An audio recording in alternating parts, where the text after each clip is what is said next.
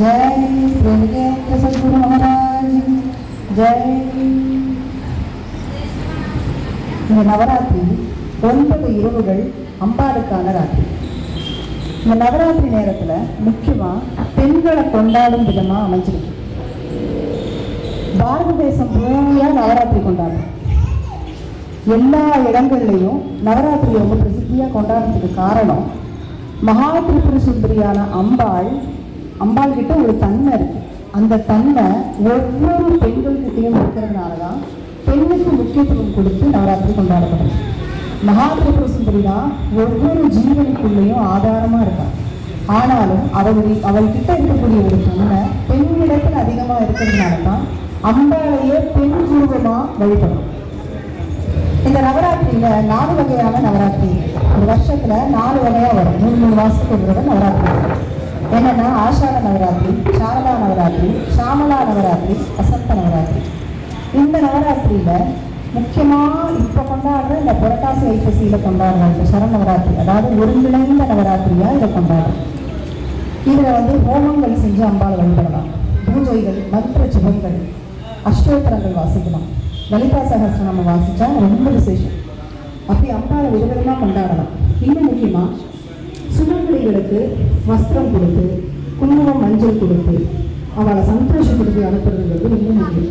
சின்ன குழந்தைகளுக்கு அவளுக்கு பிடிச்சமான விஷயத்தை கொடுக்கும்போது அவள் மனசு சந்தோஷப்படும் போது அம்பாளே சந்தோஷப்படுறதாக ஐதீகம். அம்பாளை சந்தோஷப்படுத்துறதுக்கு இந்த 9 நவராத்திரி ரொம்ப முக்கியமான நாளாக இருக்குது. இதில் ரொம்பவும் முக்கியம் இந்த நவராத்திரிக்கு கொலு படிகள் அமைக்கிறது. கொலு படிகள் எப்படி அமைக்கணும்னா ஒட்டப்படையில் அமைக்கணும். 9, 3, 6, 9 இப்படி ஒட்டப்படையில் அமைக்கணும். அது எப்படி இருக்கணும்னா கீழிலிருந்து மேல் நோக்கி போகிற மாதிரி. முதல் படியில் ஒரு அறிவு கொண்ட உயிரினங்கள், மரம், செடி, கொடி. அடுத்தது 2 அறிவு, 3 அறிவு, 4 அறிவுன்னு போயிருக்கும். ஊர்வனை, பரப்பனை எல்லாமே மண் பொம்மையாக செஞ்சு அந்த படிகளில் வச்சு மேலே மகா திரிபுர சுந்தரி இல்லைன்னா மகிஷாசுர மர்த்தினி அம்பாளுடைய மண் பொம்மையை வச்சு அதுக்கு கீழே அம்பாளுடைய அம்சமான துர்கா, லட்சுமி, சரஸ்வதி இந்த தெய்வங்களெல்லாம் வச்சு, தெய்வங்கள், தேவதைகள்லாம் வச்சு பூஜை பண்ணுவோம். எல்லா உயிரினங்களிடத்திலும் அம்பாளுடைய சாநித்தியம் இருக்குங்கிறத வெளிப்படுத்துறதாக இது அமைஞ்சிருக்கு. இப்போ ஒவ்வொரு படியில் ஒரு அறிவு கொண்ட உயிர், 2 அறிவு கொண்டது, 3 அறிவு கொண்டது இப்படி ஏறி போகும்போது ஊர்வனை, பரப்பனை, விலங்குகள் அப்படி 6 அறிவு கொண்ட உயிரினமாக இருக்கும்போது அது நம்ம தான். மனிதர்கள் தான் 6 அறிவு கொண்டவா. இது எல்லாருக்குமே தெரியும். 6 அறிவோட மனிதர்களால் இந்த பிறவி எடுக்கிறது மிகப்பெரிய பாக்கியம். இது அறிந்து மாறுடரா பிறத்தல் அறிந்துன்னு எப்படி அவ்வை சொன்னாலோ இந்த சான்ஸ் கிடைச்சதை அப்படி பிரயோஜனப்படுத்திக்கணும். இந்த நவராத்திரி கொலு படிகளில் வைக்கக்கூட பொம்மை எல்லாமே மண்ணினால ஆனது. மண்ணிலேயே 5 பூதங்கள் அந்த பொம்மையிலேயே அடக்கம். மண்ணையும் தண்ணியையும் சேர்த்து பொம்மையை பண்ண போகிறோம். ஆட்டோமேட்டிக்காக காற்று அதுலேயும் வந்துடுது. நெருப்பு காய வைக்கிறோம் வெளிச்சத்தில், அந்த சூரிய ஒளியில் அக்னி வந்துடுது. இப்படி பஞ்சபூதங்கள் தன்மை அந்த மண்ணில் இருக்குது. அந்த எல்லா உயிரினத்திலையும் மகிஷாசுர மர்த்தினியோடைய அந்த தன்மை இருக்குங்கிறத காட்டுறதுக்கு தான் கொடுக்குது. இந்த 6 அறிவு கொண்ட மனிதர்கள்னு வரும்போது இவாளுக்கு மட்டும்தான் தன் பிறவியை அடுத்த வெர்ஷனை நோக்கி மாற்றிக்கக்கூடிய தன்மை இருக்கு. நம்மக்கிட்ட மட்டும்தான் அந்த ஃபீல் இருக்கு.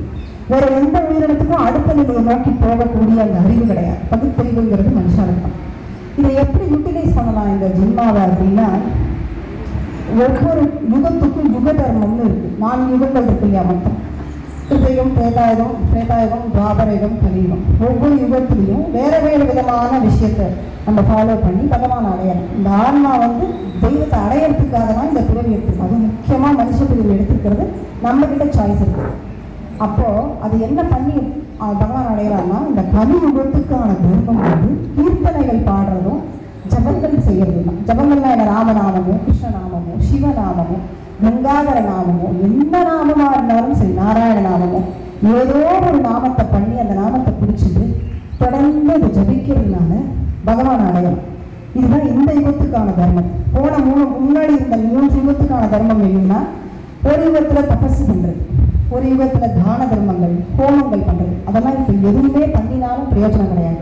இந்த யுகத்துக்கான தர்மம் கீர்த்தனங்கள் பாடுறதும் நாமங்கள் சொல்றதும் தான். இதனால தான் அந்த தெய்வங்கள் பார்த்தா அந்த படியிலேருந்து அடுத்த படிக்கு நம்மளை உயர்த்திக்கிறதுக்கு, அந்த தேவதைங்கிற நிலைக்கு போகிறதுக்கும் தெய்வங்கள்ங்கிற நிலைக்கு நம்மளை போக வச்சுக்கிறதுக்கு ஜபங்கள் பிரயோஜனமாக இருக்கு. கணபதியில நர்த்தன கணபதினு ஒருத்தர் இருப்பார். அவர் ஒரு கையில வெண்ணெய் வச்சுட்டு ஒரு கையில ஜபமாலை வச்சுருப்பார். அதே மாதிரி திருச்செந்தூர் முருகன் ஜபமாலை வச்சுருப்பார். கன்னியாகுமரியில பகவதி அம்மன் ஜபமாலை வச்சுருப்பார். பத்ரிகாஷ்டமத்தில் நாராயணன் ஜபமாலை வச்சுருப்பார். சரஸ்வதியும் ஜபமாலை வச்சுருப்பார். பிரம்மாவும் ஜபமாலை வச்சுருப்பார். இத்தனை பேரும் ஜபமாலை வச்சுருக்கிறது எதுக்குன்னா நாமளும் ஜபம் பண்ணணுங்கிறதுக்காக தான். தெய்வ நிலையை அடைஞ்ச அந்த தெய்வங்களே ஜபம் பண்ணிட்டு இருக்கும் போது ஏதோ ஒரு நாமத்தை எடுத்து ஜபம் தானே பண்ணிட்டு இருக்கா. அப்ப அந்த நிலையை அடைஞ்சவாளே அது என்ன காட்டான்னா நாமளும் ஜபம் பண்ணணுங்கிறது தான் காட்டான். அவ்வளவு முக்கியமானது பகவன் நாமத்தினுடைய மகிமை. அதை புரிஞ்சுக்கணும். நம்ம சிவன் பார்வதிக்கு சொல்ற, பார்வதி கேட்கிறா, நம்மள மாதிரி இருக்கிற மனுஷாவை பத்தி பார்வதிக்கு ரொம்ப நல்லா தெரியும். அம்மாவுக்கு தான் குழந்தைய பத்தி நல்லா தெரியும். நமக்கெல்லாம் எவ்வளவு சோம்பேறித்தனமாக அம்மாவுக்கு தான் தெரியும். அதனால சகஸ்ரநாமத்தை மொத்தமா பாராயணம் பண்றதுங்கிறது ரொம்ப கஷ்டம் இல்லையா? அது நிறைய பேருக்கு வாயிலே நுழைய மாட்டேங்கிறது. அப்ப சகஸ்ரநாமம் பாராயணம் பண்றதுக்கு பதில ஈஸியா ஏதாவது சொல்லுங்கன்னு சிவபெருமான்கிட்ட பார்வதி கேட்கிறாங்க. அதுக்கு சிவபெருமான் சொல்றாராம், ஸ்ரீராம ராம ராமேத்தி ரமே ராமே மனோரே சகஸ்ரநாம தத்துல்யம் ராமநாம வரான. சகஸ்ரநாமத்தின் சொன்னதுக்கு துல்லியமானது சமமானது என்னன்னா ராமநாமா சொல்லு, அது போதும் அப்படிங்கிற சிவபெருமான் பார்வதி மூலமா நமக்கு தெரிவிக்கிற விஷயம். இப்படி சிவபெருமானே ராமநாம மந்திரத்தை தான் சொல்லிட்டு இதுவும் தவிர எல்லா யுகங்களையும் நாமத்தினுடைய மகிமை இருந்தேதான் இருக்கு. சனகாதிகள்னு சொல்லி பிரம்மாவுடைய மானச புத்திரர்கள் 4 குழந்தைகள் இருக்கும். கூகுள் பண்ணி பார்த்தீங்கன்னா தெரியும். சனகாதிகள்னா குட்டி குட்டியா திகம்பரர்களா ட்ரெஸ் போடாமல் குழந்தையெல்லாம் இருக்கும் 4. அது வைகுண்டத்தில் படியில் ஏறி போய் பெருமாளை பார்க்குற மாதிரி பிக்சர் போட்டுப்பான். இஸ்கானில் போட்டுப்பாங்க. அது பார்த்தாலே அவ்வளோ அழகாக இருக்கும் அந்த குழந்தை.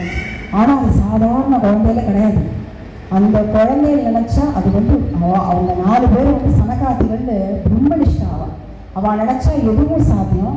பாரத்வாரகர்களுக்கே சாபம் கொடுத்தவாழ்தான் ஒரு சின்ன கோபத்தினால ஜெயலஜெயாள். அப்பேற்பட்ட சனகாதிகளுக்கு அவள் என்ன மந்திரம் சொன்னார்னா பிரம்மதேவன் சொல்லிக் கொடுத்த மந்திரம் ஹரிசரணம் ஹரிசரணம் ஹரிசரணம்னு ஹரிஸ்மரணத்தை தான் சொல்லிக் கொடுக்குறான். ஹரிசரணம் சொல்லியே அவள் அந்த பரமஹம்ச நிலையை அடைஞ்சாருன்னு சொல்லப்படுறான். துருவனுக்கு நாரதர் சொல்லிக் கொடுத்தது வாசுதேவ மந்திரம். அதே மாதிரி பிரகலாதனுக்கும் நாரதர் சொல்லிக் கொடுத்த நாராயண மந்திரம். அப்போ பக்த சிரோமணி நரசிம்மரே பிரகலாதனுக்கு பக்த சிரோமணிங்கிற ஒரு ஸ்தானத்தை கொடுத்துட்டார். இதுக்கு மேலே ஒன்னோட யாருமே பக்தி பண்ண கிடையாதுன்னு பிரகலாதனுக்கு நரசிம்மரே பட்டாபிஷேகம் பண்ணார். அப்படி இத்தனையும் நடந்தது இத்தனை மகான்களுக்கும் எதனாலன்னா நாமத்தினாலதான். அந்த நாம மகிமையை தெரிஞ்சுக்கணும் அப்படின்னா நம்ம எல்லாருமே மகான்களுடைய சரித்திரத்தை தெரிஞ்சுக்கணும். அதுக்காக இன்னைக்கு ஒரு மகானை பற்றின சரித்திரத்தை சொல்லப்போம். துளசிதாசர் அப்படிங்கிற மகான். காசி க்ஷேத்திரத்தில் துளசிதாசர் கங்கா தீரத்தில் காசிக்கு பக்கத்தில் ஒரு கிராமத்தில் அவதாரம் பண்ணார். பிறக்கும் போது எப்படி பூவெல்லாம் புஷ்பிச்சாதான், அதாவது பூத்தாதான் ஸ்மெல் வரும் இல்லையா? ஆனால் துளசி மட்டும் அப்படி அந்த இலை வரும்போதே வாசனை வரும். அது மாதிரி துளசி மாதிரி பிறக்கும் பொழுதே நாமத்தோட பிறந்தார் துளசிதாசர். இப்போ ஒரு பிரசவத்தை பிளான் பண்ணியிருந்தா ஒரு ரூம்லையோ ஒரு ஹாஸ்பிட்டல்லையோ நடந்திருக்கும்.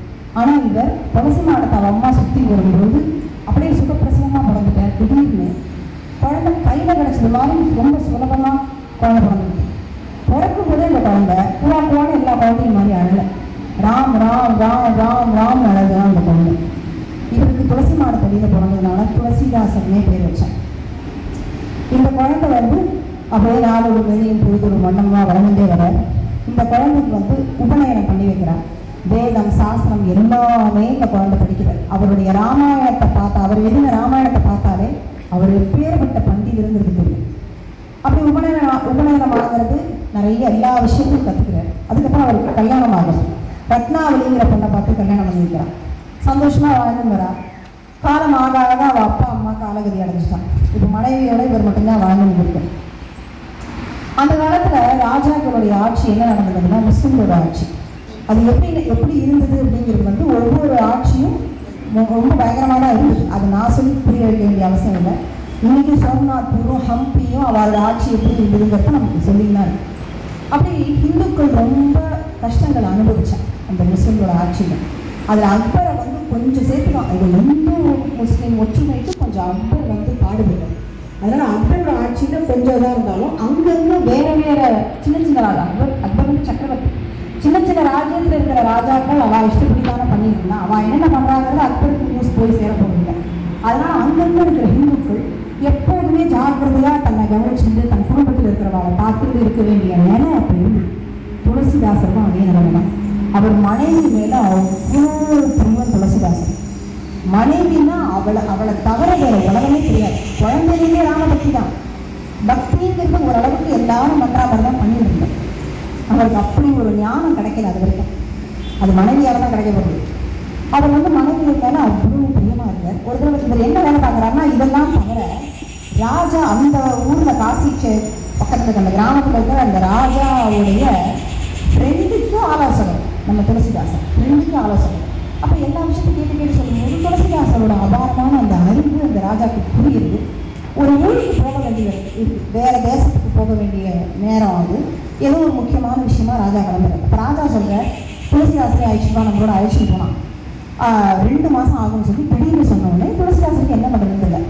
இப்படி உடனே ஒரு விஷயத்தை அறிவிச்சா ராஜா கிட்ட போய் நம்ம பர்மிஷன் வாங்க முடியாது, அவர்கிட்ட எதுவுமே பேச முடியாது. அதனால வீட்டுக்கு வர்றாரு, மனைவி கிட்ட சொல்கிறார் திடீர்னு கிளம்புற மாதிரி இருக்குது, இவன் அம்மா அப்பா வீடு ரொம்ப தூரத்தில் இருக்குது, உடனே கொண்டு போய் விட்டுட்டு வர முடியாது. அதனால நீ இங்கேயே பத்திரமாறு, நான் முடிஞ்ச வரைக்கும் இப்போ சாமான் என்னெல்லாம் உனக்கு வாங்கி போட முடியுமோ எல்லாத்தையும் வாங்கி போடுவோம்.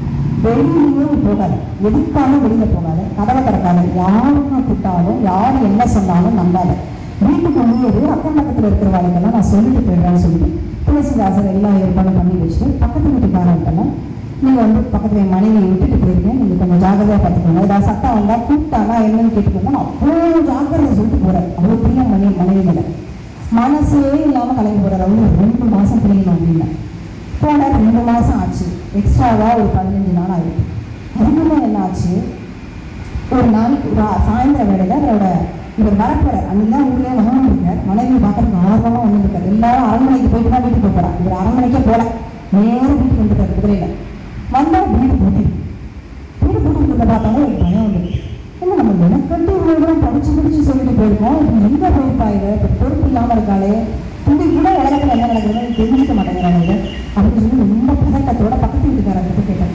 அவர் சொன்னால் இப்போ தான் இவ்வளோ நாளாக அவன் மனைவி இதாக இருந்தால் நாங்கள் நல்லா தான் பார்த்துட்டோம், இப்போ அவள் யாரோ இப்போ சாயந்தரம் வந்து அவள் அப்பாவுக்கு ரொம்ப உடம்பு முடியலன்னு சொல்லி அழைச்சிட்டு போன வந்தோடனே ரொம்ப பயந்து இப்படி ஏதோ பொய் வார்த்தை சொல்லி இவளை வந்து அழைச்சிட்டு போயிருக்கான்னு நினச்சிட்டு அவர் வீட்டுக்குள்ளே கூட போகல, சாவி வாங்கிட்டு வீட்டுக்குள்ளே கூட போகலை. அப்படியே குதிரையில் கிளம்பி ஒரு மனைவி வீட்டுக்கு போகிறார். கிளம்பினதே லேட்டு, இருட்டில் நிலா வெளிச்சத்தில் காட்டை விட வேகமாக பயணிக்கிறார். குதிரையில் போனால் ராத்திரி 1 மணி ஆகிட்டு மனைவி வீட்டுக்கு போகிறோம். உள்பக்கமாக பூட்டிட்டு எல்லாரும் தூங்கிட்டுலாம். சரி இப்போ போய் அவளை தொந்தரவு பண்ண வேண்டாம், கூப்பிட்டு பார்க்குற ரத்னாவளின்னு யாருமே பதில் சொல்லலை. இவங்க இருக்காரா இல்லையான்னு தெரிஞ்சுட்டே அவன் உள்ளுக்குல அந்த பதக்கத்தில் என்ன பண்ணுறாரு, கொண்டு பக்கமாக போய் எதிரி குதிச்சு வெளிப்பக்க கதவை உடச்சிட்டு உள்ளே வந்து பார்த்தோன்னா ரத்னாவளி தூங்கிட்டான். அவளை எழுப்பி விழுப்புற ரத்னாவளியும் அவன் பயந்து போய் எழுந்து உட்காந்துட்டான். என்ன இப்படி வந்து நிற்கிறீங்க, எப்படி உள்ளே வந்தேன்னொன்னே, உனக்கு ஏதாவது அறிவு இருக்கா, மெனக்கெட்டு சொல்லிட்டு வந்திருக்கேன், நீ போகக்கூடாது எங்கேயும், இங்கே தான் இருக்கணும், நான் வர வரைக்கும் உன்னால் கொடுக்க முடியாதா, ஏன் இப்படி கிளம்பி வந்த அப்படின்னே அவசரம். என்ன இப்படி எதுக்கு இப்போ அவசரப்படுறேன், எங்கள் அப்பாவுக்கு உடம்பு முடியல, காலகதி ஆகிற சமயத்தில் இருக்க, என்னை வந்து அழைச்சிட்டு வரணும், என்னை பார்க்கணும்னு சொன்னதை இப்போ நான் வராமல் எப்படி இருக்க முடியும் அப்படின்னு. ஏன் இப்படி ஒரு முட்டாள்தனம் பண்ணிட்டா, யார் விட்டாலும் நீ போயிடுவியா, அப்படியே கிளம்பி வந்துடுவியா, நீ நான் சொல்லிட்டு போயிருக்கேன்ல அப்படின்னு நேரம் பேசுகிறேன். அதுவும் கோவம், யார் வந்தாலும் யார் கூப்பிட்டாலும் நான் கிளம்பி வந்துடுவேனா, நான் அப்படி வரக்கூடியவளாக நானே. என்னுடைய அண்ணா தான் என்னை வந்து அழைச்சி வந்தாருன்னொன்னே அவர் அதை கூட கவனிச்சுடாம என்னதான் இருக்கட்டும் சர்வதா சொல்லி நீ பண்ணிருக்க அப்படின்னு சொல்லி ஒரு கோச்சுக்கிறார். உடனே மனைவி ஒரு வார்த்தை சொல்கிறான், எப்போ பார்த்தாலும் ஏதாவது ஒரு விஷயம் ஏதாவது நடந்துருந்துன்னா அவனை யாராவது தூக்கி பார்த்தா என்ன இருக்கிறதுன்னு அவன் சொல்கிறா, எல்லாதான் இருக்கட்டும், நீங்கள் எப்போதும் என்ன சொல்றேன், ராமன் இருக்கான் பார்த்துப்பான், ராமநாமன் சொல்லி ராமன் பார்த்துப்பான் எப்போதும் எனக்கு ஆறுதல் சொல்லிட்டு அந்த ராமன் மேலே நம்பிக்கை இல்லாமல் நீங்கள் எப்படி இந்த வார்த்தையை சொல்லலாம், நான் என் அண்ணாவை நம்பி தான் கிளம்பி வந்தேன் நீங்கள் நினைக்கிறேடா, கூப்பிட்டது அண்ணாவாக இருக்கலாம், வந்தது வேணா என்னுடைய அப்பா அவருடைய அதுக்காக வரலாம், ஆனால் நான் நம்பி வந்தது ராமனை தான், ராமன் என்னை பார்த்துப்பான்ற நம்பிக்கையில் தான் நான் இங்கே கிளம்பி வந்தேன். நீங்கள் இப்போ பேசுகிறதே ஒரு சாதாரண மாமிசத்துக்கு தான் என் மேலே வச்ச ஒரு அன்பை நீங்கள் அந்த ராமன் மேலே வச்சுருந்தா இன்னும் ராமன் உங்களுக்கு பிரத்யட்சமாயிருப்பானேன்னு சொன்ன உடனே அவருக்கு மனசே பிரகாசமாயிருக்கு. உடனே அவருக்கு ரொம்ப வார்த்தை கிடையாது. கேட்டு இன்னும் வேலை அவர் சொல்றது என்ன தப்பு இருக்குன்ட்டு வெளியில வந்தார். துணையில படுக்கும் போது ரொம்ப நேரம் யோசிச்சு பார்த்தேன்.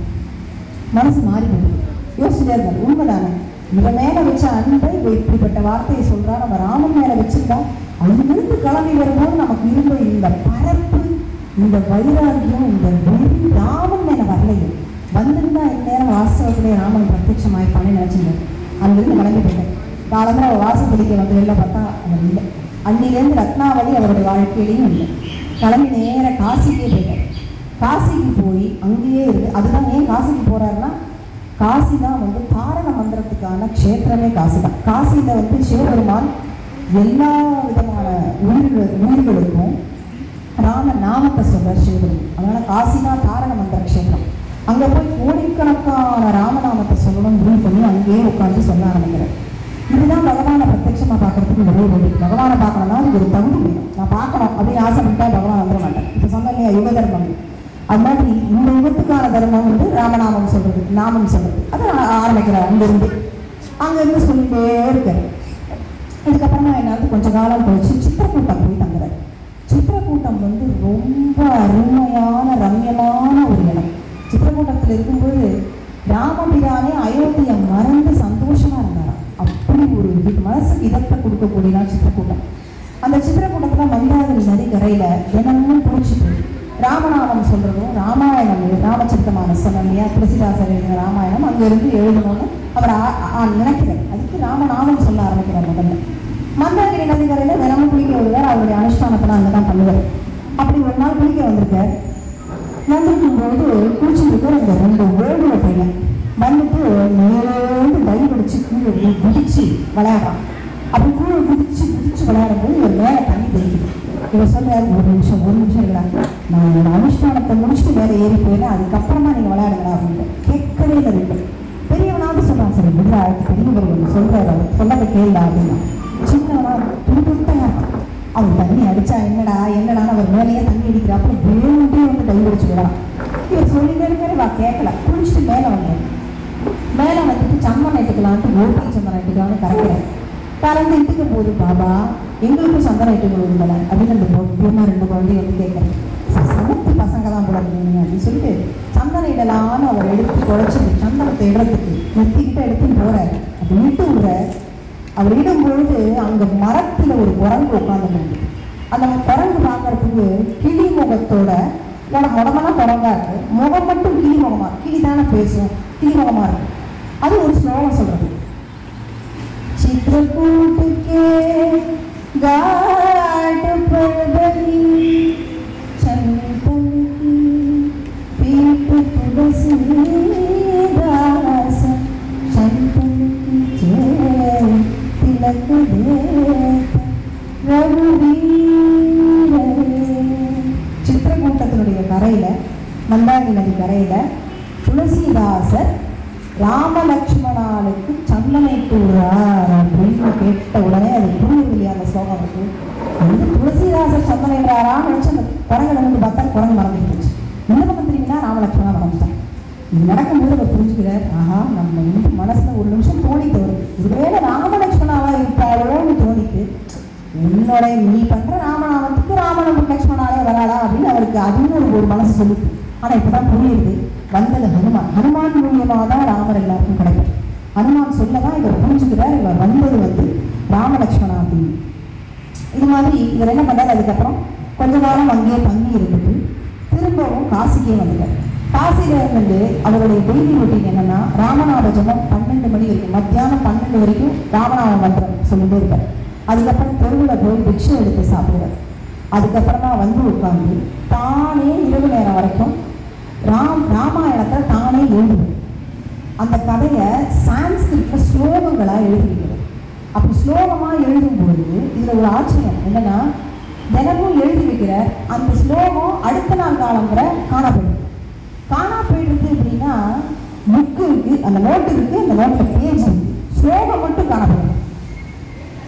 ராமாயணத்தை பல பேர் எழுதியிருக்காங்க. போத்த சந்துன்னு சொல்லிட்டு சந்து ராமாயணம் இருக்கு, பிரசன்ன ராகவம் இருக்கு, அனர்க ராகவம் இருக்கு, மகாநாடகம் இருக்கு, காளிதாஸ் பகவதி எழுதின ராமாயணம் இருக்கு. எல்லாருமே ராமாயணம் எழுதிட்டா சான்ஸ்கிரிட்ல, ஒருத்தர் பாக்கி இல்லை.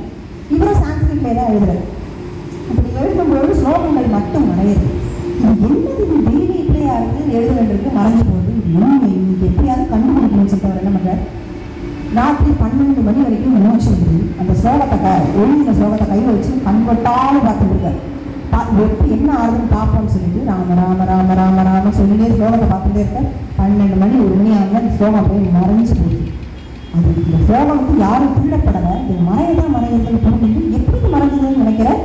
முன்னாடி யாரும் நிற்கிற மாதிரி இருக்கு. இருந்து பார்த்தா சிவபெருமான் சந்திரகலாதரனா அப்படியே சிவபெருமான் பிரத்யட்சமா இருக்கிறார். பார்த்த உடனே சிவபெருமான் காலில் விழுந்து நமஸ்கரிக்கிறார். இவருக்கு அவர் காட்சி கொடுக்க வேண்டிய அவசியம் என்ன இருக்கு அப்படின்னா, அவர் சிவபெருமான் சொல்ற, நீ ராமாயணம் எழுதணும்னு ஆசைப்படுற, எல்லாரும் ராமாயணத்தை சான்ஸ்கிரிட்ல எழுதிட்டான், நீனும் சான்ஸ்கிரிட்லயே எழுதியே, நீ இந்த பிரஜ பாஷையான இந்த பிரதேச பாஷையில நீ ஏன் சான்ஸ்கிரிட் ராமாயணம் எழுதக்கூடாது அப்படின்னு சிவபெருமான் கேட்கிறார். இவர் ரொம்ப சந்தோஷப்பட்டார். நான் இனிமே எழுதுறேன்னு சொல்லி சிவபெருமான் சொல்லி சிவபெருமான் சொல்லிட்டு மறந்து போகிறார். அன்னிலேருந்து ஹிந்தியில், அந்த பிரதேச பாஷை ஹிந்தி தானே, ஹிந்தியில் ராமாயணம் எழுத ஆரம்பிக்கிறார்.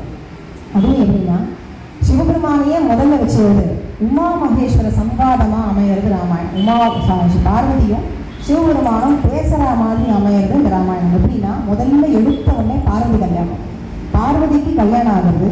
கல்யாணம் முடிஞ்ச உடனே அன்னைக்கு ராத்திரி சிவபெருமானும் பார்வதியும் சயன கிரகத்தில் வந்த உடனே சிவபெருமான் ராமநாமா சொல்லிட்டே வந்துருக்காரு. உடனே பார்வதி கேட்குறா, எப்போதுமே இந்த சயன கிரகத்துக்கு வந்து போதும் கூட ராமநாமத்தையே சொல்றேன், அந்த ராமநாமத்தில் என்னதான் இருக்கு, அந்த ராமாயணத்தை பற்றி எனக்கு தான் கொஞ்சம் சொல்லுங்களேன் பார்வதி கேட்குற மாதிரியும், அவள் கேட்ட உடனே ராமாயணத்தை பற்றியும் ராமநாம மகிமையை பற்றியும் சிவபெருமான் எடுத்து சொல்கிற மாதிரி இந்த துளசி ராமாயணம் அமைஞ்சிருக்கு. இந்த துளசி ராமாயணம் இன்னைய வரைக்குமே நார்த் இந்தியாவில் அவ்வளோ ஃபேமஸாக இருக்கு. எல்லாருக்குமே பிடிச்சி போன மாதிரி அமைஞ்சிருக்கு. எந்த கோவிலாக இருக்கட்டும், சிவன் கோவிலாக இருக்கட்டும், ராமன் கோவிலாக இருக்கட்டும், ஆஞ்சநேயர் கோவிலாக இருக்கட்டும், எந்த துர்க்க கோவிலாக இருந்தால் கூட இந்த ராமாயணத்தை தான் எல்லாருமே வாசிப்பாங்க. இப்படி பார்வதி பரமேஸ்வரனும் பேசிக்கிற மாதிரி அந்த ராமாயணத்தை அழகாக எழுதினார் இல்லையா. இதை எழுத எழுத தினமும் பிரவச்சனம் பண்ணுறது. பிரவச்சனம்னா உபன்யாசமாக பண்ணுது, அதாவது கதையாக சொல்கிறது. காலம்பரை என்ன எழுதினாரோ, இது வரைக்கும் என்ன எழுதியிருக்காரோ அதை கதையாக சொல்லுவார். அதை சொல்லும் பொழுதே ஜனங்களுக்கு ரொம்ப பிடிச்சி போயிடுது. அந்த பிரதேசத்தில் இருக்கிற அத்தனை ஜனங்களும் ஒருத்தர்கிட்ட சொல்லி பெரிய கூட்டம் சேர்ந்து போயிட்டு நிறைய பேர் வந்து கேட்குறாங்க. ஒரு பிரவச்சனம் பண்ணுறது சாயந்தரம் பண்ணுவார். இப்படி சாயந்தரம் பண்ணும்போது கதை ஆரம்பிச்சதுலேருந்து அந்த கதை ஆரம்பிக்கிறதுக்கு முன்னாடியே ஒரு வயசானவர் வந்து உட்காந்துட்டு குச்சியை ஒழிந்து சீதாராம்னு சொல்லிட்டு முன்னாடி முதல் வரிசையில் ஒரு வயசானவர் வந்து உட்காந்துட்டார். கதை ஃபுல்லாக கேட்டுட்டு கதை முடிஞ்ச உடனே முதல்ல எழுந்து போயிடுவார். எங்கே போகிறாருன்னு தெரியாது, காணப்படுவார். இவர் வந்து இந்த கதை கேட்குறவர் வந்து அழும்போது அழுவார், சிரிக்கும் போது சிரிப்பார், உருகி கேட்பார். அவரை பார்க்கும்போதே துளசிதாசனுக்கு சொல்கிறதுக்கு அவ்வளோ ஆர்வமாக இருக்கும். அவரும் ஆசையாக சொல்லிட்டு இருந்தார். இப்படியே இருந்தது. ஒரு நாள் என்னாச்சு, துளசிதாசன் வந்து அவருடைய தினம் ராமநாமா சொல்லிட்டு அந்த மன்ற ஜனம் இருக்கு இல்லையா, அந்த ஜனத்தை கொண்டு போய் ஒரு அரச மரத்தில் அடியில் கொட்டுறதுக்காக போனார். இப்படி ஒரு நாள் கொட்டை போகும்போது போன உடனே அங்கே எழுந்து பெரிய பிரம்மராட்சசு கிளம்பி பிரம்மராட்சசு கிளம்பி ஒரு ஒன்றுமே புரியல. ஜனத்தை கொண்டோட பிரம்மராட்சசு கிளம்புறது யாருக்கும் உனக்கு என்ன வேலைன்னு கேட்குறேன். உடனே அந்த பிரம்மராட்சசு சொல்லிட்டு, பல ஜென்மங்களா பல யுகமா நான் இந்த இடத்துலயே தான் இருக்கேன், பெரிய சாபம் எனக்கு, உங்களுடைய மந்திர ஜனம் நீங்கள் உங்கள் கைப்பட்டு அந்த ஜனம் விழுந்த உடனே எனக்கு நான் மோட்சத்துக்கு போகிறேன் சுவாமிகளே, நான் இப்போ கிளம்புறேன், உங்களுக்கு என்ன வேணும், உங்களுக்கு ஏதாவது நான் உங்களுக்கு கைங்கரியம் பண்ணணும்னு ஆசைப்பட்றேன், உங்களுக்கு ஏதாவது வேணும்னா கேளுங்களான்னு கேட்கணும் எனக்கு பிரம்மராட்சஸ். உடனே அவர் சொன்னார், எனக்கு என்ன வேணும், ராம தரிசனம் ஆகணும், எனக்கு எதுவுமே வேண்டாம், ராமனை பிரத்யட்சமாக நான் பார்க்க முடியுமான்னு கேட்குறேன். உடனே பிரம்மராட்சஸுக்கு அது என்னாலும் பண்ண முடியாது, ஆனால் என்னால் ஒரு விஷயம் சொல்ல முடியும். தினமும் நீங்கள் கதை கேட்கும்போது ஒரு வயசானவர் வந்து முன்னாடி உட்காந்துக்கிறாருங்க, அவர் வந்து யாரும் தெரிஞ்சுக்கோங்க, அவர் ஆஞ்சநேயர்னு சொன்னார். ஒன்று ஆஞ்சநேய சுவாமியா, ஆஞ்சநேயராக என் கதையை வந்து கேட்குறாரு அப்படின்னு. ஆமாம், அவரை காலை பிடிக்கும், உங்களுக்கு வந்து ராமனை கொண்டு வந்து நீங்கள் நேரம் நிறுத்திருக்காரு அப்படின்னு அவரோட ஆஞ்சநேயர் எப்படியாவது பிடிச்சாகணும்னு சொல்லிட்டு கதை முடிஞ்ச உடனே அந்த வயோதிகர் என்ன பண்ணுறாரு, மெதுவாக நடந்து போய் கங்கை கரை ஓரமாக ஒரு இடத்துக்கு போய் அங்கே போய் மறந்துடுவார். இதுதான் வழக்கம். அன்றைக்கி இன்னைக்கு கதை முடிஞ்சோடனே அவர் எழுந்து போகிறார். இவர் பின்னாடியே துரத்தி போய் அவர் காலில் விழுந்தார். காலில் விழுந்து, சுவாமிகளே நீங்கள் தான் எனக்கு ராமனை கொண்டு வரணும், ராமனை நான் பார்க்கணும்னு ஆசைப்படுறேன், அவரை நீங்கள் தான் என்னை கொண்டு அவர்கிட்ட சேர்க்கணும், அவரை நான் தரிசனம் பண்ணணுன்னே இவர் சொல்லி, யாருப்பா, யார் சுவாமி நீங்களா, நீங்கள் வந்து ராமாயண பாராயணம் பண்ணுறவர், நீங்கள் போய் என் காலில் விழாங்க, எனக்கு ராமனை எப்படி என்கிட்ட கொண்டு வந்து கேட்க சொல்கிறேன், நான் சாதாரணமானவனே இவங்க யாரும் நான் தெரிஞ்சுட்டேன், நீங்கள் ஆஞ்சநேயர் தான் எனக்கு பிரம்மராட்சசி சொல்லிட்டு நீங்கள் தயவு செஞ்சு எனக்கு ராமனை கொண்டாங்கன்னு சொன்ன உடனே ராமனை ஆஞ்சநேயர் தன்னோட உருவத்துக்கு மாறினேன். அந்த வயது உருவத்துலேருந்து தன் உருவத்துக்கு நெஜஸ் உருவத்துக்கு மாறி துளசிதாசரை கட்டின்னு சொன்னேன். ராமாயணம் கேட்க கேட்க சந்தோஷமாக இருக்குது, ஆனந்தமாக இருக்குது, நிச்சயம் ராமர்கிட்ட இதை பற்றி சொல்கிறேன், ஒரு நாள் ராமரை வர சொல்லி ஏற்பாடு பண்ணி நான் உங்களுக்கு சொல்கிறேன் அப்படின்னு உடனே இவரும் சந்தோஷப்பட்டேன். தன்னுடைய கீர்த்தனத்திலேயே ஆஞ்சநேயர் அதுக்கப்புறம் ரெண்டாயிட்டார். தினமும் வரணும், ராமாயணம் கேட்குறதும், ரொம்ப நேரம் பேசுகிறதும், எழுதினதெல்லாம் எழுதும் போதே ஆஞ்சநேயர் பக்கத்தில் உட்காந்துடும். ஆமாம்மா அன்னைக்கு இப்படி தான் நடந்தது, நான் அங்கே தான் இருந்தேன் அப்படின்னு ஆஞ்சநேயரே அதுக்கு வந்து சொல்லிட்டே இருப்பான். ஆமாம் இப்படி தான் நடந்ததுன்னு அவருக்கு அக்னாலேஜ் பண்ணிட்டே இருப்பாரான். இப்படி இது மாதிரி இருந்து ஆஞ்சநேயர் எனக்கு ஃப்ரெண்டுன்னு பரமத்தனையா பரமசக்கான்னு அவருடைய கீர்த்தனத்திலேயே சொல்லியிருக்கார் துளசிதாசன். ஒரு நாள் ஆச்சு, ஆஞ்சநேயர் வந்து சொன்னார், இன்னைக்கு வர புனர்வசு அன்னைக்கு சாயங்காலம் ராமபிரான் வந்து உங்களுக்கு தரிசனம் கொடுக்குறேன்னு சொல்லியிருக்கார், ரெடியாக இருக்குன்னு சொன்னார். துளசிதாசனை பொறுத்த வரைக்கும் ராமபிரான் வந்து ஒரு யோகத்தில் வரணும், தியானத்தில் வரணும், ஒரு காட்சி மாதிரி வந்து பக்தா உனக்கு என்ன வேணும் வரம் கேள்வி அப்படி சொல்கிறதெல்லாம் அவருக்கு பிடிக்கல. அதெல்லாம் அவருக்கு வேண்டாம். அவருக்கு வேணுங்கிறது எப்படி சபரி வீட்டுக்கு ராமர் போனாரோ அது மாதிரி நேரில் வரணும், நேரில் வந்து உட்கார்ந்து துளசிதாசன் என்னெல்லாம் பழங்கள் எடுத்துச்சுக்காரோ அதெல்லாம் சாப்பிட்டு முடிஞ்சால் ராத்திரி தங்கிட்டு மறுநாள் காலத்தில் ராமர் போகணும். இந்த மாதிரி வரணும் ராமர் துளசிதாசன் நினச்சிட்டார். அதனால என்ன பண்ணேன், புனர்வசு அன்னைக்கு வரான்னு சொன்ன உடனே சந்தோஷம் இருக்கு. வீட்டை சுத்தம் பண்ணார். அவர் இருக்கிற வீடு அவர் மட்டும் தான் தனியாக தான் இருக்கு, சிஷ்யர்கள் கூட கிடையாது. இவரே எல்லாத்தையும் சுத்தம் பண்ணுறார், தோரணம்லாம் கட்டுறார், பூக்கள்லாம் வாங்கி கொடுத்து வைக்கிறார். இழைய தோரம் போட காலம்பரையே வந்து காத்துட்டு இருக்கார். ராமர் வராரோ, ஹனுமான் வராரோ, யாரோ ஒரு சின்ன சத்தம் கேட்டால் கூட ஓடி ஓடி போய் வாசல் பண்ணுறாரு. சாயந்தரமும் ஆயிடுச்சு, ராத்திரியும் ஆயிடுச்சு, ரொம்ப நேரம் ஆச்சு, வரவே இல்லை. வர வருவாளா மாட்டாளா தெரியலையேன்னு துக்கப்பட்டு உட்காந்துட்டு திடீர்னு என்ன ஆச்சு, வாசலில் பேரச்சல் கேட்டது, பயங்கரமான சத்தம். அது என்ன சத்தம்னு புரியல வருது. அந்த காலத்தில் என்னென்னா ஏற்கனவே சொன்னேன் இல்லையா, முஸ்லீம்களோட ஆட்சி, திடீர்னு என்ன பண்ணுவா, ரேலி போகிற மாதிரி அந்த சோல்ஜர்ஸ் எல்லாம் போவாள். நான் என்ன வீட்டுக்குள்ளே போட்டு என்ன பண்ணுவான்னு கணிக்கவே முடியாது. சில பேர் வந்து அடிச்சு போட்டுட்டு போயிடுவா, இவர் ராமாயணம் எழுதுறாருன்னா புஸ்தகத்தை கிழிச்சு போட்டுட்டு போயிடுவா, என்ன வேணாலும் நடக்கலாம் இவருக்கு. அதனால இவர் என்ன பண்ணினார், ஓடி போய் வாசலை தவ போட்டார். சாப்பா போட்டுட்டு உள்ளே போய் உட்காந்துங்க. கதவை யாரும் வந்து இடிக்கிறா, கதவை சிவாக்குவலா ஓன்னு சொல்லி கதவை இடிக்கிறா. அவர் திறக்கவே இல்லை. தர்வாஜா போடணும், வெளியிலேருந்து ஒரு சத்தம் வருது. ஆனால் இவர் திறக்கல, பயம். ரொம்ப நேரம் கதவை இடிச்சுட்டு அதுக்கப்புறம் கதவை இடிக்கிறதும் நின்று போச்சு. இவங்க நினச்சிட்டாரு, என்ன மூத்திரியில் ராமனுக்கு சொன்னார், ஆஞ்சநேயரே சொன்னார், இப்படி வராமல் போயிட்டாருன்னு நிறுத்தப்பட்டிருந்தார். மறுநாள் ஆச்சு, பிரவச்சனத்துக்கு இப்படி பழக்கம் போல வந்தார். முன் வரிசையில் இந்த வயோதிகரை உட்காந்துட்டாங்க. எல்லா பிரவச்சனெலாம் கேட்டதுக்கப்புறம் கிளம்பி போகும்போது அதான் ஹனுமாரோட தான் பேசுவார் டேரக்டாக. போய் கேட்டார், ஏன் சுவாமி உங்கள் வாக்கு கூட தப்பாக போயிடுது, போயிடுது, வரவே இல்லையே ராத்திரி, விடிய காத்துருந்தேன், என் வாக்கு போய் போகாதே, நான் ராமரை அழிச்சு வந்தேனே, கதவை தோறன் எவ்வளோ நேரம் நாங்கள் கதவை தட்டினோம், நீங்கள் திறக்கவே இல்லையே அப்படின்னு இவர் சொன்னாராம். கதவை தோறன்னு கதவை தட்டணும். ஓ, ராமருக்கு கதவும் கூட ஒரு தடையாக இருக்குமா? ஏன் நீங்கள்லாம் நினச்சா உள்ளுக்குள்ள அப்படியே வர முடியாது. நான் அவருடைய கருணையை குறை சொல்லவே மாட்டேன், என்னுடைய பக்தி தான் குறைச்சலாரு. அதனால் இதை விடவும் பக்தி பண்ணி ராமனை நான் தரிசனம் பண்ணிக்கிறேன் அப்படின்னு சொல்லிட்டு அன்னிலேருந்து ராம பக்தி இன்னும் அதிகமாக பண்ணினேன். இப்படி கொஞ்ச நாள் ஆகுது. அயோத்திக்கு போகிற ராம தரிசனம் ஆகலை, சித்திரக்கூட்டத்திலேயே ராம தரிசனம் ஆகலை, காசியிலேயே ராம தரிசனம் ஆகலை. கடைசியாக பிருந்தாவனம் போகிறேன். பிருந்தாவனம் போனால் எல்லாரும் என்ன சொல்லுவாங்க, ராதேஷான், ராதே கிருஷ்ணான், ராதே ராதே இதான சொல்லுவா எல்லாரும். அங்கே போய் உட்காந்து சீதாராம் தான் சொல்கிறேன், அங்கே போய் உட்காந்து ராமாயணம் தான் படிக்கிறேன். இப்படி இருக்கும்போது துளசி காட்டுன்னு ஒரு இடம் இன்னைக்கு இருக்குது பிருந்தாவனத்தில். அங்கே போய் உட்காந்து தினமும் ராமாயணம் படிக்கிறது இதையே பண்ணிட்டு இருக்கோம். ஒரு நாள் என்ன ஆகுது, அந்த சீதாராமனை தரிசனம் பண்ணணும் தான் இவருக்கு ஆசை. இவர் வந்து ராமாயணம் படிச்சுருக்கார். அங்கே எழுத்தாக்க ஒரு மரத்தில் சாஞ்சுட்டு கிருஷ்ணன் உட்காந்துருக்கான். இவர் ராமாயணம் படிக்கும்போது உடலோதர சத்தம் கேட்கறது. அந்த சத்தம் கேட்ட உடனே இவர் தலையை நிமிர்ந்து பார்க்குற, அப்படியே சாதாரணமாக தரிசனம் பண்ணுற கிருஷ்ணன். தேவாதி தேவர்களுக்கும் கிடைக்காத அந்த தரிசனம், துர்லபமான தரிசனம் இவருக்கு சர்வ சகஜமாக கிடைக்கிறது. பீதாம்பரத்தோட தலையில மனிதர்களோட கிருஷ்ணன் வந்து ஒரு காலை இப்படி வச்சு ஒரு காலை அப்படி மாற்றி வச்சுட்டு அந்த மரத்தில் சாஞ்சிட்டு இவரை பிரித்து பார்வை பார்த்துட்டு கூட முடியுது. இவர் பார்த்த உடனே தலையை கொண்டு முடிஞ்சுக்கிறேன் இவருக்கு. ஆனால் அந்த ஆர்வத்தை அடக்க முடியல. ஆனால் இவருக்கு ராமர் தானே வேணும். கிருஷ்ணன் காட்சி கொடுத்தா அங்கே போகக்கூடாது ஒரு மனசு சொல்கிறோம். ஆனாலும் ஒரு கடத்துக்கு மேலே முடியல. இவரால் புக்கை மூடி வச்சார். நேராக கிருஷ்ணன்கிட்ட போனேன், விழுந்து நமஸ்காரம் பண்ணேன். நீ கிருஷ்ணா, நீ ஏன் இப்படி பண்ணுற? நீ ஏன் இப்படி வந்து இவ்வளோ அழகாக இருக்கு? உன்னை பார்க்கணும்னு என் மனசு தவிக்கிறது.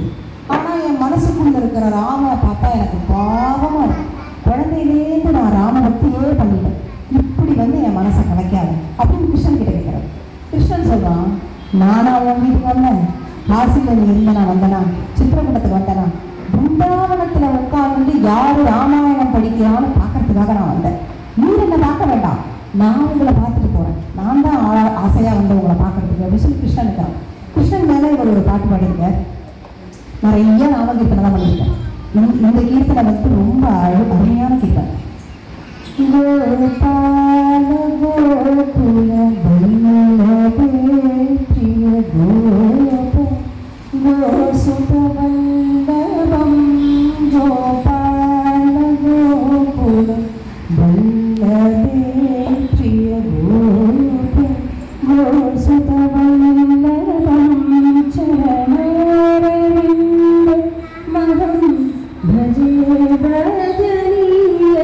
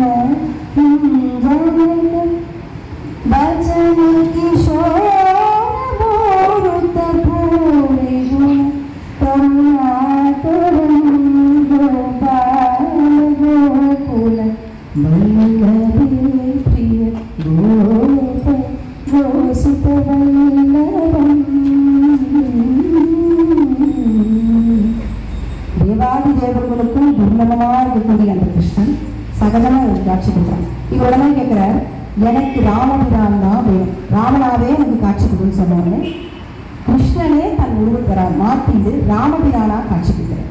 உடனே இவருக்கு சந்தோஷம், நூண்டு சேவிக்கிறார். திரும்ப திரும்ப ராமர் மேல ஒரு பாட்டு பாடுறார். தூதயாள் தூதயாள் தூதயாள் பீமுகம் தூதானிகம் விகாரி தூதயாள் தூதயாள். நீ தயாளு, நீ பணக்காரன், அதாவது எல்லாமே கிருபை பண்ணக்கூடியவன். தயாளு, நான் வந்து ஒரு பிச்சைக்காரன், எனக்கு நீயா பார்த்து பிச்சை போட்டால் தான் நான் வாழ முடியுங்கிற மாதிரி அவ்வளோ அருமையாக அமைஞ்சிருக்கும் அந்த பாட்டு. பக்தியை மட்டுமே சொல்லக்கூடியதாக இருக்கும் ராமபிரானில் அந்த பாட்டு. அப்போ அந்த வேணுகானம் பண்ணக்கூடிய அந்த கிருஷ்ணன் தன் உருவத்தையோ மாற்றிட்டு ராமனா காட்சி கொடுக்குறது. இப்படி கொஞ்ச காலமாகிறது. திரும்பவும் ஒரு காசியிலே வந்துடுவார். இவருடைய இருக்கிற இடத்துல இப்போ இவர் ராமாயணம் சொல்றாரு இல்லையா, பிரசித்தி ஆயிடுத்து, எல்லாருக்கும் பிடிச்சிருக்கு. அது ஒரு கம்யூனிட்டி மாதிரி ஃபார்ம் ஆயிடுறா, எல்லாரும் கேட்டு. அப்போ இவரை தேடி நிறையா பேர் வர அந்த இடத்துல இருக்கிற ஜனங்கள் இவர் எந்த மடத்தையும் நிர்வகிக்கல, இடத்தையும் உருவாக்கல. ஆனால் இவர் இருக்கிற இடத்துல தானே எல்லாம் உருவாக்குறாரு. எல்லாரும் தானே கொண்டு வந்து பாத்திரங்களா இருக்கட்டும், பண்டமாக இருக்கட்டும், இல்லை சாமான் வாங்கி போடுறதா இருக்கட்டும், வரவா சாப்பிட்றதுக்கு ஏற்பாடு பண்ணுறதா இருக்கட்டும், அங்கே இருக்கிற ஜனங்களும் அது எல்லாத்தையும் பண்ண ஆரம்பிக்கிறார். அப்போ ஒரு மடம் மாதிரி உருவாயிடுது இவர் இருக்கிற இடத்துல. இவருக்கு எல்லாமே ராமாயணம் சொல்றார், ராமநாமம் சொல்றாரு. எதுவுமே ஒரு தலையிட மாட்டார். என்ன நடக்கிறது எதுவுமே ஒரு தெரியாது. இந்த ராமர் இருக்கக்கூடிய இந்த இடத்துல அந்த சாநித்தியம் இருக்கிறதுனால எல்லாரும் அவ ஆசைப்படுறதெல்லாம் வாங்கி இங்கே கொண்டு வந்து போடுறான். ராமனுக்கு நகையை கொண்டு வந்து போடுறான், வெள்ளி பாத்திரங்கள் கொண்டு வந்து கொடுக்குறான். இப்படி எல்லாம் வந்து சேர்றது. இப்போ ராம பூஜைக்கெல்லாம் நிறைய வெள்ளி பாத்திரங்கள் வருது. இது எல்லாத்தையும் என்ன பண்றா, நிர்வகிக்க ஆள் இல்லை, தானா எல்லாம் வந்து சேர்றதுங்கிறத ஒரு 2 திருடர்கள் கவனிச்சுட்டு இருந்தாங்க. தியாகராஜ சுவாமியோட சரித்திரத்துல வந்த மாதிரி 2 திருடர்கள் இதை கவனிச்சுட்டே இருக்கான். 1 மாசம் இவாளுடைய தங்கடா வந்து பக்தர்கள் மாதிரி சும்மா உள்ள வந்து என்ன நடக்கிறது, எந்த நேரத்துல என்னென்ன பண்ணலாங்கிறத பார்த்துட்டே இருக்கான். சாமி கிட்ட பார்த்தா பூரா வெள்ளி சாமான், சாமி மேல அவ்வளவு நகைகள். இந்த திருடி போகணும் இந்த திருடர்கள் முடிவு பண்றாங்க. முடிவு பண்ணிட்டு என்ன பண்றா, ஒரு நாள் இதுக்காக பார்த்துட்டு ராத்திரி ராத்திரியா எத்தனை மணிக்கு பூஜை பஜனை எல்லாம் முடிப்பாரோ அப்போ காத்திருக்கு, தூக்கமே இல்லாம காத்திருந்து இதை எல்லாத்தையும் ஒரு முடிப்பா ஒரு தனியே சாக்கு முட்டையில கட்டுறான். சாக்கு முட்டையில கட்டி தூக்கிட்டு போலான்னு சொல்லி தூக்கிட்டு வெளியில போலாம் அப்படின்னு பார்த்தா, 30 நாள் 1 மாசம் வந்து வாட்ச் பண்ணியிருக்கா. இந்த மடத்துல யாரும் பார்த்துக்கிறதுக்கு கிடையாது, அதிகாரிகளோ இல்லை எந்த ஒரு வாட்ச்மேனோ யாரும் போடலை. ஆனா இன்னைக்கு மூட்டையை தூக்கி வெளியே வரும்போது வாசனை ஒரு கருவான் இருக்கான், நல்ல வாட்ட சட்டமா உயரமா இருக்கான், பெரிய பிச்சுவா வச்சிருக்கான். பிச்சுவானா ஒரு பெரிய தடி, ஒரு அடி வச்சாலே தாங்காது, அந்த மாதிரி இருந்தா அவன் பார்க்கறதுக்கு ராஜாவாக அப்படி இருக்கான். இவளை பார்க்க வேண்டாம், நேற்று வரைக்கும் இருந்தவங்க இப்படி யாரையுமே நம்ம பார்க்கல, யாரா அவ 2 பேரும் சொல்லிட்டு சரி வாங்க இந்த பக்கம் இருந்தவங்க கொல்ல பக்கமா போயிடும் சொல்லிட்டு கொல்ல பக்கமா வரான். கொல்ல பக்கமா தான் அதே ஆள் இந்த பக்கம் இருக்கான். ஏன்னா கொல்ல பக்கம் வந்து கரெக்டா இருக்கிறானே, கொஞ்சம் ஒரு 5 நிமிஷம் கழிச்சு வாச பக்கம் போவோம் அப்படின்னு 5 நிமிஷம் வயசு பக்கம் போனா அங்கேயும் வந்து இருக்கிறான். ஏன்னா மாறி மாறி இப்படி காவலுக்கு வந்து நிற்கிறாள். உள்ளையும் வெளியும் நடந்து நடந்து நடந்து நடந்து ராத்திரி பூரா சலைச்சுட்டான். விடிய நடந்து ஓஞ்சே போயிட்டான், விடிஞ்சே போச்சு. இவ வந்து போக விட மாட்டேங்கிறான். இந்த மூட்டையை போட்டுட்டு வெளியில போனா விட்டுருவான்னு பார்த்தாலும் மூட்டையை போடுறதுக்கு எனக்கு மனசு வரல. இப்படி திண்ணையில இப்போ உட்காந்துருக்கா, இவனும் போக மாட்டேங்கிறான். விடிய காவலுக்கு இருக்கா இவ எழுதுறோம். சரி காலம்பரை துளசி தாசர் குளிக்கிறதுக்காக எழுந்து வெளியில வந்தேன். பார்த்தா இவ 2 பேரும் மூட்டையோட டைரக்டா அகப்பட்டுருக்கான். தெரிஞ்சு போச்சு இவ திருட வந்திருக்கா, மூட்டையோட உட்காந்துருக்காங்க. துளசிதாசர் பார்த்த உடனே இவ ஆளை வந்து விழுட்டான். எங்களை மன்னிச்சுருந்தோம், தயவு செஞ்சு திருடுறது தான் நாங்கள் இத்தனை நாளாக இங்கே வந்து போயிட்டு இருந்தோம். ஆனால் அந்த வாசல் இத்தனை நாளாக நாங்களும் பார்க்குறோம், நீங்கள் எந்த ஆளும் போடலை. 2 தருவான் நிற்கிறானே, அவங்க விடவே இல்லை, எங்களை உள்ளியும் போக விடலை வெளியும் போக விடலை. ராத்திரி பூரா போராடிட்டோம், அவள்கிட்ட மட்டும் எங்களை பிடிச்சி கொடுத்துறாங்க, நாங்கள் இப்படியே ஓடி போடுறோம் அப்படின்னா. தருவானா என்ன சொல்கிறேன், நீ யார் இங்கே யாரையும் போடலையே, முதல்ல நீ உன்னை திருடன்னு சொன்னாங்க. எனக்கு மனசு கஷ்டமா இருக்கு. யாருமே பாவிகள் கிடையாது, திருடனா நீ என்ன திருடன்? நம்ம இந்த சொத்து வந்து ராமனுக்கான சொத்து, இது உனக்கும் சொந்தம் எனக்கும் சொந்தம். இவர் பேசியிருக்காரு. இவன் நினைச்சுனா இப்படிலாம் இவர் ஆசை வார்த்தை பேசி அவன்கிட்ட பிடிச்சி கொடுக்கறது தான் பேசுறாருன்னு இவன் நினைச்சுனான். நீங்க என்ன வேணா சொல்லுங்க, ஆனா எங்களை தண்டிச்சிடும், நீங்களே வேணா தண்டிக்கும், ஆனா அவள்கிட்ட மட்டும் பிடிச்சி கொடுத்துறாதீங்கன்னு அவ அப்பதான் அவன் துளசிதாசனுக்கு புரியுது.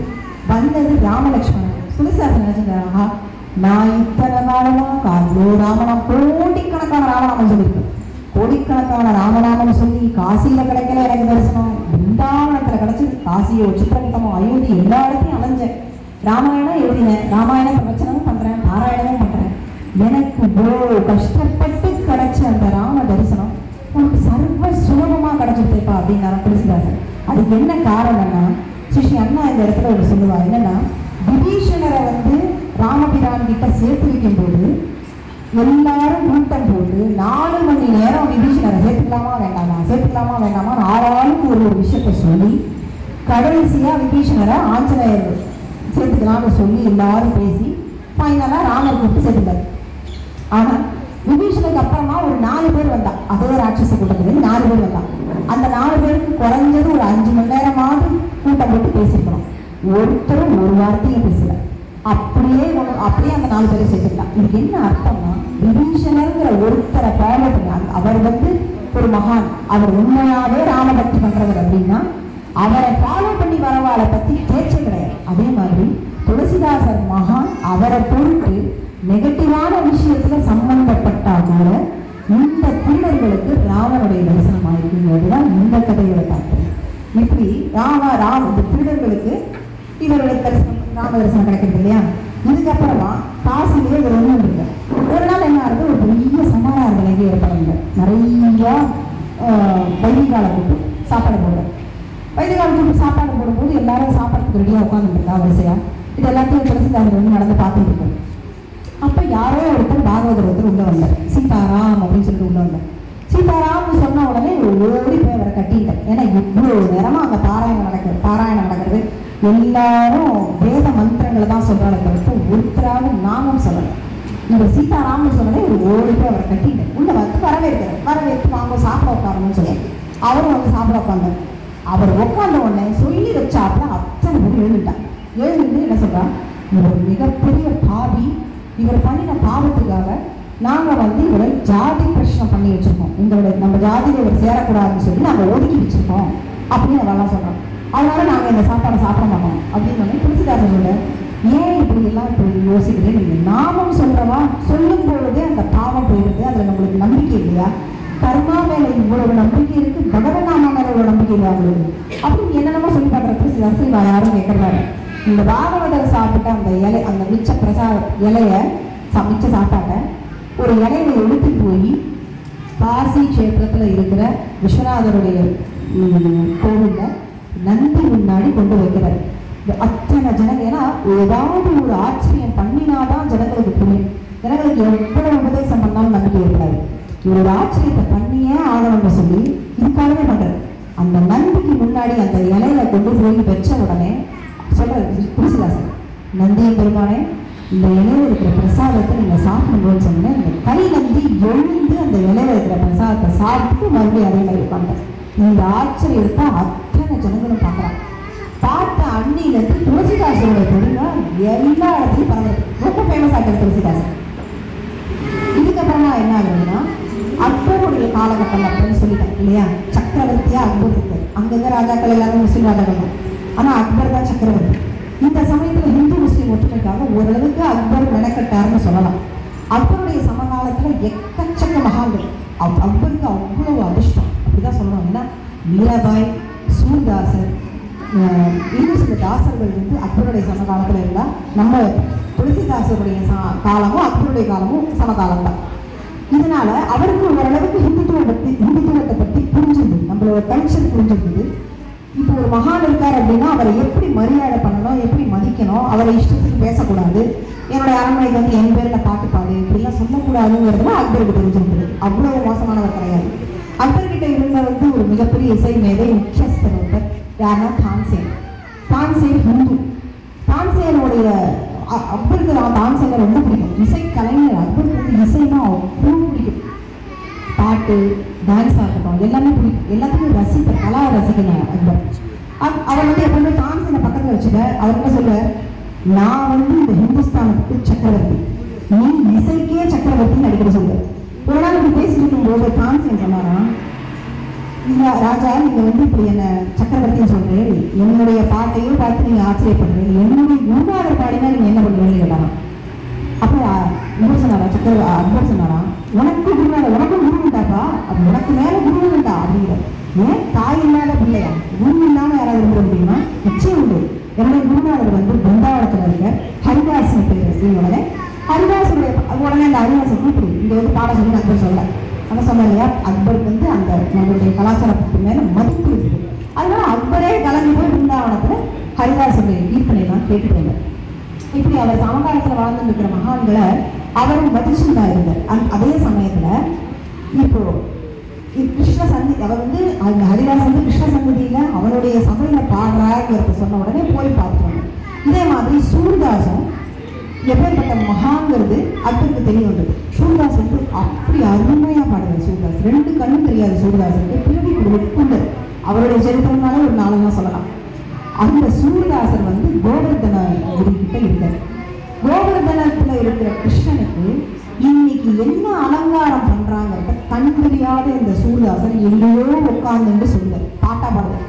எப்படின்னா, இன்னைக்கு இந்த பட்டு உடுத்திட்டு இருக்கான், இந்த பைஜாமா போட்டுருக்கான், இந்த பஞ்சகனை கட்டிட்டு இருக்கான், இந்த கலர் இந்த டிசைன் இருக்கு, அவனுடைய கால் சலங்கையில கொலுசுல இந்த டிசைன் இருக்கு, அவனுக்கு இப்படி ராஜ அலங்காரத்துல இருக்கான், இந்த மாடு மேய்க்கிற அலங்காரத்துல இருக்கான், விதவிதமா என்னென்ன அலங்காரமோ என்னென்ன நகையோ என்னென்ன வேஷபூஷணமோ அத்தனையும் இருந்த இடத்துல இருக்கு கண் தெரியாத சூர்தாசர் வர்ணிப்பார். சூர்தாசருக்கு இந்த உலகம் தான் தெரியாத ஒழிய அவருக்கு கண்ணில் கிருஷ்ணனை மட்டும்தான் தெரியும், கிருஷ்ணனை தவிர வேறு எதுவும் தெரியும். அந்த சூர்தாசரையும் தன்னுடைய அரண்மனைக்கு வந்து பாட வைக்கணும்னு அக்பருக்கு ஆசை. அதெல்லாம் கூப்பிட்டு பார்க்குறாரு. சில மகான்களையும் கூப்பிட்டா வந்துடுவான். ஏன்னா வந்து நம்ம போய் அந்த ராஜாவுக்கு அப்படி ஒரு பக்தி ஏற்பட்டு அந்த ராஜா மாறினாலே அந்த ராஜ்யமே மாறினதுக்கு சமம் இல்லையா, ராஜா மாறினா ராஜ்யமே சரியாயிடும். அதனால அந்த ஆசையில் சில பேர் வருவாங்க. சில பேர் வந்து வரமாட்டான், விரும்ப மாட்டான் வரது. சூரியதாஸ் கூப்பிட்ட உடனே வந்தார், இவருடைய அரண்மனைக்கு வந்தார். வரும்பொழுது நம்ம தான்சேன் இருக்கார் இல்லையா, அவர் ஒரு ராகம் பாடுறார், தீபக்குன்னு ஒரு ராகம். ஏன்னா ராக தேவதைகளை அவன் வந்து ராகத்தை வந்து பாட்டை வந்து ஒரு ப்ரொஃபஷனாக பார்க்கல, ராக தேவதைகளை உபாசனை பண்ணுறாங்க. அதனால அந்த ராகம் பாடும்போது இந்த தேவதையே வந்துடுவான். தீபக்குன்னு ஒரு ராகம் பாடுறார் தான்சேன். அந்த தீபக் ராகத்துடைய தெய்வம் யாருன்னா அக்னி. இவர் பாடின உடனே அரண்மனையில் இருக்கிற அந்த கேர்டைன்லாம் பற்றி தெரியுது, எல்லாம் பற்றி தெரியுது. ராஜா கலங்கலை, ஏன்னா ராஜாவுக்கு தெரியும் இதெல்லாம் வந்து ஆச்சரியங்கள் இவா பண்ணி காட்டுறா, அதுக்குத்தான் ராஜாவை கூப்பிடுறாரு, எல்லாம் பற்றி தெரியுது. உடனே சூரியதாசர் ஒரு ராகம் பாடுறார், மேகமல்லாரம்னு ஒரு ராகம். அந்த பாட்டுக்கு அதிபதி யாருன்னா வருணபகவான், நீர் தான் அந்த தேவதை. உடனே தண்ணி தெளிச்ச, மழை பெஞ்சு மேகம் சூழ்ந்து வெளியிலான தண்ணி பெய்யும், தண்ணி கொட்டும். அந்த அரண்மனைக்குள்ளேயே தண்ணி தெளிச்சாப்புல வேகமாக தண்ணி கொட்டி அத்தனை நெருப்பும் அணையிடும். இந்த ஆச்சரியங்கள் எல்லாம் அக்பர் கண்ணு முன்னாடியே நடக்குது. இந்த சமயத்துல தான் துளசிதாசர், நம்ம துளசிதாசர் ஃபேமஸ் ஆகிட்டே வர்றாரு. அப்போ இந்த துளசிதாசரை தன்னுடைய அரண்மனைக்கு வர சொல்றார் அக்பர். துளசிதாசரும் ஒரு வந்துட்டு சங்கீதம் பாடி காட்டேன், நிறைய பாட்டு பாடி காட்டேன். அக்பருக்கு ரொம்ப சந்தோஷம். இவர் சன்மானம் கொடுத்து அனுப்பி வைக்கணும் இல்லையா, அப்படி அனுப்பலை. அக்பர் உள்ள கூட்டின்னு போய் சொன்னார், எனக்கு நீங்கள் வந்து ஒரே ஒரு விஷயம் சொல்லணும், ஒரு ரகசியம் சொல்லணும். நீங்கள் வந்து ராமனை பிரத்யட்சமாக தரிசனம் பண்ணிருக்கீங்களான்னு கேட்குறாரு அக்பர். இப்படி கேட்ட உடனே ரொம்ப தப்பு, நீங்கள் கேட்கவே கூடாது. நீங்கள் கேட்கறது ஒப்புதமாக இருக்குது. ஒரு பெண்ணை பார்த்து ஒரு கணவனோட இருந்தியான்னு கேட்கறதுக்கு சமம். இது அவ்வளவு பெரிய தப்பான அநாகரிகமான வார்த்தைன்னு துளசிதாசன் சொல்றாரு. வேதாந்தத்திலே சொல்லப்பட்டிருக்கு, பிரம்ம சாட்சாத்காரம் ஆச்சுன்னா அதை யாருக்குமே சொல்லக்கூடாது. அதாவது சுவாமியை தரிசனம் பார்த்துட்டோம்னாக்க கனவுலையோ இந்த நேர்லையோ தரிசனம் பண்ணிட்டா யாருக்கிட்டையுமே சொல்லக்கூடாதான். இது சாஸ்திரத்தில் இருக்கு. இது துளசிதாசர் சொன்னார். அக்பர் சரிதான விட வேண்டியதானே. அக்பர் என்ன பண்ணீங்க, சரி அப்படின்னு கூட நீங்கள் தரிசனம் பண்ணீங்கன்னு நான் வச்சுக்கிறேன், நீங்கள் வந்து அந்த ராமரை எனக்கும் காட்டணும்னு சொன்னார். உடனே துளசிதாசர் சொல்கிறார், உங்களுக்கு சொன்னால் புரியுமான்னு தெரியல மகாராஜா, ராமரை தரிசனம் பண்ண பிரத்யட்சமாக தரிசனம் பண்ணணும்னா அது அவனே நினைச்சாதான் முடியும். ஒன்று இன்னொன்று, அதுக்கு சில தகுதிகள் இருக்கு. அந்த தகுதியை வர வச்சுக்கிறதுக்கு நானும் என் வாழ்க்கையில் நிறைய பரிசிரமப்பட்டு தான் அந்த தகுதியை வர வச்சுங்க. நீங்கள் வந்து சர்வ சுலபமாக என்கிட்ட சொன்னால் நான் போய் கூட்டிட்டு வந்துட்டு அந்த ராமருடைய தகுதியை நான் குறைக்க முடியாது, நான் அப்படி சொல்ல முடியாது, ராமரை வந்து தரிசனம் கொடுக்கணும்னு சொல்ல முடியாது, உங்களுக்கு அந்த தகுதி வரணும் அப்படின்னு அவர் சொன்னார். அப்போ அது என்ன தகுதி அப்படின்னு கேட்குறேன். எப்படி கேட்குறேன்னா நான் சொன்னேன், தினமும் ராமாயணம் படிக்கணும், ராமனையே நினச்சிருக்கணும், ராம தியானத்திலேயே இருக்கணும், ராமநாமாவே சொல்லணும், ராமநாமாவே எழுதணும், அப்படி எல்லாம் சொல்லிட்டு இது எல்லாம் எனக்கு சாத்தியப்பட்டு வருமா? எனக்கு இப்போவே ராமனை தரிசனம் பண்ண மாட்டேன், நீங்கள் இந்த ராமனை காட்டாமல் உங்களை இங்கிருந்து நான் விட மாட்டேன்னு சொல்லிட்டு நினைப்பேன். துளசிதாசன் பரவாயில்ல, நான் என்ன பண்ண, நீங்கள் என்ன பண்ணல பண்ணிக்கோங்கன்னு சொன்னோன்னே இவரை தூக்கி ஜெயிலில் வச்சுட்டேன். துளசிதாசன் ஜெயிலில் வச்ச உடனே இவருக்கு ஏன் இவரே கலங்க போகிறது, இவருக்கு தான் மலையான ஒரு ஃப்ரெண்டு இருக்காரு, ஆஞ்சநேய சுவாமி இருக்கிறதுனால இவருக்கு அந்த கணக்கமே இல்லை. ஆஞ்சநேயர் நினைச்சேன், அடுத்த நிமிஷமே ஆஞ்சநேயர் வந்துடுறாங்க. வந்துட்டு இந்த மாதிரி விஷயம் நடந்தது அப்படின்னு சொன்ன உடனே ஆஞ்சநேயர் சொன்னார், இதை நம்மளே பார்த்துப்போம், ராமர் வரைக்கும் இதை எடுத்துன்னு போக வேண்டாம் அப்படின்னு சொல்லிட்டு ஆஞ்சநேய சுவாமி என்ன பண்ணார், அன்னைக்கு ராத்திரியே ஒரு பெரிய சத்தம், பயங்கரமான சத்தம், அரண்மனையை நோக்கி பெரிய பெரிய குரங்குகள் வருது. சாதாரண குரங்குல குருமா குரங்கு மாதிரி பெரிய பெரிய குரங்குகள் கிழிச்சு கிழிச்சு கிழிச்சு கத்திட்டு படப்படையா கிளம்பி வருது. இது பார்த்த உடனே எல்லாருக்கும் பயம் வந்துருக்கு, இதுக்கு ஒரு அரண்மனை வந்து இவ்வளோ குரங்கு படம் வருதுன்ட்டு ராஜா கிட்ட போய் சொல்றா. ராஜாக்கே தெரிஞ்சு போச்சு, ரத்தம் தாங்கலை. இது ஏன் இப்படி நடக்கிறதுன்னு கூப்பிட்டு கேட்ட உடனே அங்க இருக்கிறவா சொல்றா, ஹிந்தி கோவில் சொல்றாரு, புரியுங்களா, நீங்க ராமதாசரை தூக்கி உள்ள வச்சிருக்கீங்க இல்லையா, துளசிதாசன் இருக்காரு, ராமரை எடுத்தவர், அதனால ஒரு வேளை இந்த மாதிரி நடக்கிறதோ இல்லை மகாராஜான்னு சொன்ன உடனே நேர துளசிதாசன் போட்டுவிட்டார். துளசிதாசரே, இந்த குரங்கு எக்கச்சக்கமான படகு நின்று வந்து துவம்சம் பண்றது அரண்மனை, இன்னும் கொஞ்ச நேரம் விட்டா என்ன நடக்குமோ தெரியாது. உலகூர்ந்த கண்ணாடி எல்லாம் உடைச்சிட்டு, ராணிக்கு பிடிச்ச விஷயங்கள்லாம் வாங்கி வச்சிருந்தா எல்லாத்தையும் சேதப்படுத்திட்டு இந்த கூட்டம் இன்னும் சேர்ந்து வந்துட்டே இருக்கு, எங்க ஓய்வுமே தெரியல, இது எதை வச்சுமே அழிக்க முடியாது. உங்களுக்கு எனக்கு ராம தரிசனமே வேண்டாம், இந்த விலை உயர்ந்த பொருள்லாம் போகுது, அதை போக சொல்லுங்கன்னு சொன்ன உடனே துளசிதாசன் சொன்னேன், இப்போ புரியல மகாராஜா, சாதாரண ஒரு விலை உயர்ந்த பொருட்களுக்காக விலை மதிப்பே இல்லாத ராம தரிசனமே வேண்டாம்னு நீங்கள் சொல்வேன். உங்கள் தகுதி வேணும்னு நான் சொன்னேன் இல்லையா, இப்போ உங்கள் தகுதி புரிஞ்சுட்டா, நான் சொன்னது புரிஞ்சுதான் உங்களுக்கு, எனக்கு எல்லாமே புரிஞ்சு போச்சு, நீங்களே ராமன் மணி இருக்கேன், எனக்கு ராமனையே பார்க்க வேண்டாம், இது எல்லாத்தையும் போக சொல்லுங்க உடனே அவர் சொன்ன, இன்னும் மகாராஜா நான் சொல்லியிருக்கேன், ராமன்கிட்ட நீங்கள் சொன்னதை வர சொல்லியிருக்கேன், முதல்ல அங்கே ஹனுமந்த படம் வந்துருக்கு. அடுத்தது இதுக்கு பின்னாடி லங்கையிலேருந்து ராட்சச படம் வரும். அந்த ராட்சச படம் வந்ததுக்கு அப்புறமா அயோத்தியிலேருந்து படைகள் வரும். அதுக்கப்புறம் தான் ராஜா வருவார். ஒரு சக்கரவர்த்தியா இருக்கீங்க, உங்களுக்கு முன்னாடி இவ்வளவு படைகள் வந்துதான் நீங்க ஒரு ஊருக்கு போறீங்க. அப்படி இருக்கும்போது ராமர் ஜெகத்துக்கே சக்கரவர்த்தி இல்லையா, அவருக்கு முன்னாடி இவ்வளவு படைகள் வரத்தான வரும். இதுல நீங்க ராம் வேண்டவே வேண்டாம், இந்த வானர சேனையே ராட்சசத்துக்கு மாதிரிதான் இருக்கா, எல்லாத்தையும் சொல்லிட்டா போக சொல்லுங்க, திருப்பி போக சொல்லுங்கன்னு சொன்னேன். அவர் சொன்னார், நீங்க எங்கேயாவது கலந்து ஒரு டின்னருக்கு போறீங்கன்னா வர வழியிலேயே உங்களை வர வேண்டாம்னு யாராவது சொன்னா உங்களுக்கு இவ்வளவு மரியாதை குறைச்சலா இருக்கும். அதனால நான் சொல்ல முடியாது அப்படின்னு. ஐயோ உங்க காலில் விழுந்து கேட்கிறேன், ஐயா எனக்கு ராம தரிசனமே வேண்டாம், தயவு செஞ்சு போக சொல்லுங்கன்னு சொன்னோடனே அனுமனை பிரார்த்திக்கிறார். எல்லாம் அந்த இடத்துலயே மறைஞ்சு போயிடுது. அப்போ துளசிதாசர் சொன்னாராம், இப்போ புரியுதா மகாராஜா, தகுதிங்கிறது நமக்கு எது முக்கியம், உங்களுக்கு எது முக்கியமா இருக்கு, எனக்கு எது முக்கியமா இருக்கு புரிஞ்சுதா உங்களுக்கு?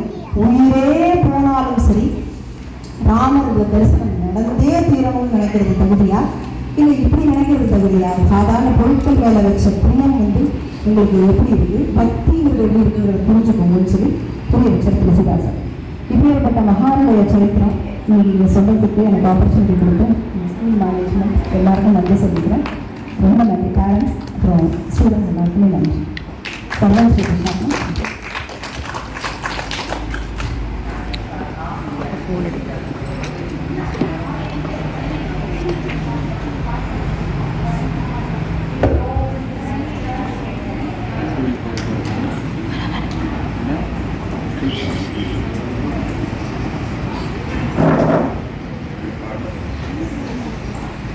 Thank you.